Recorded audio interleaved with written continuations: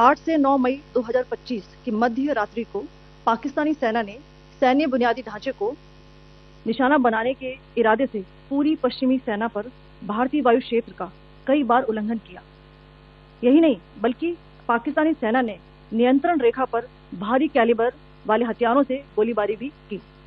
अंतर्राष्ट्रीय सीमा और नियंत्रण रेखा पर लेह से लेकर सर क्रीक तक 36 स्थानों पर 300 से 400 लगभग ड्रोनों का इस्तेमाल घुसपैठ का प्रयास करने के लिए किया गया। भारतीय सशस्त्र बलों ने काइनेटिक व नॉन काइनेटिक साधनों का उपयोग करके इनमें से कई ड्रोन्स को मार गिराया।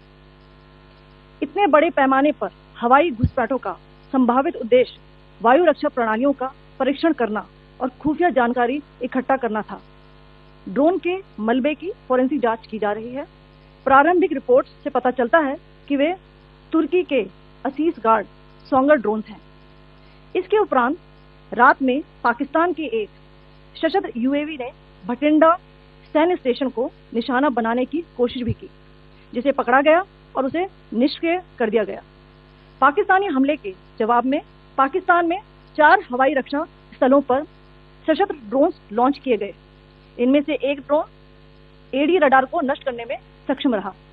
पाकिस्तान ने जम्मू कश्मीर के तंगधार, उरी, पुंछ, मेंढर, राजौरी, अखनूर और उधमपुर में भारी कैलिबर आर्टिलरी गन और सशस्त्र ड्रोन्स का उपयोग करके नियंत्रण रेखा के पार गोलीबारी भी की, जिसके परिणाम स्वरूप भारतीय सेना के कुछ जवान हताहत हुए और घायल हुए। भारतीय जवाबी कार्रवाई में पाकिस्तानी सेना को भी बड़ा नुकसान पहुंचाया गया। इसके अलावा पाकिस्तान का गैर जिम्मेदाराना व्यवहार फिर से सामने आया। 7 मई 2025 को रात 8:30 बजे एक असफल अकारण ड्रोन और मिसाइल हमला करने के बावजूद पाकिस्तान ने अपना नागरिक हवाई क्षेत्र बंद नहीं किया। पाकिस्तान अपने नागरिक विमानों को ढाल के रूप में इस्तेमाल कर रहा है, जबकि उसे अच्छी तरह से पता है कि भारत पर उसके हमले से हवाई रक्षा की तीव्र प्रतिक्रिया होगी। यह भारत और पाकिस्तान के बीच अंतर्राष्ट्रीय सीमा के पास उड़ान भरने वाले अंतर्राष्ट्रीय उड़ानों सहित नागरिक विमानों के लिए सुरक्षित नहीं है। यहाँ स्क्रीन शॉट में पंजाब सेक्टर में हाई एयर डिफेंस अलर्ट स्थिति के दौरान एप्लीकेशन फ्लाइट रडार 24 का डेटा दिखाया गया है। जैसा कि आप देख रहे हैं यहाँ पर भारतीय पक्ष का हवाई क्षेत्र घोषित बंद के कारण नागरिक हवाई यातायात से पूरी तरह से रहित है। कराची और लाहौर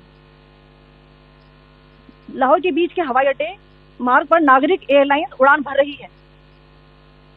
हाईलाइट किया गया है विमान फ्लाइनेस एविएशन का एयरबस 320, जैसा कि आप यहाँ देख रहे हैं, जो कि शाम को 5:50 बजे दमम से शुरू हुआ और रात को 9:10 बजे लाहौर में उतरा। ये सारा डिटेल्स आप यहाँ देख रहे हैं। ये डिटेल्स यहाँ लिखा हुआ है। Can you see this? भारतीय वायुसेना ने अपनी प्रतिक्रिया में काफी संयम दिखाया और इस प्रकार अंतर्राष्ट्रीय नागरिक विमान सेवा की सुरक्षा सुनिश्चित की।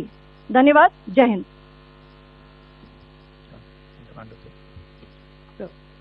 Good afternoon to you all.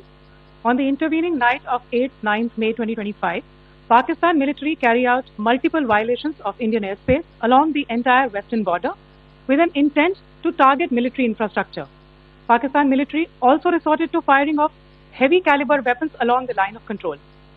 Along the international border and line of control, drone intrusions were attempted from Leh to Sar Creek at 36 locations with approximately 300 to 400 drones.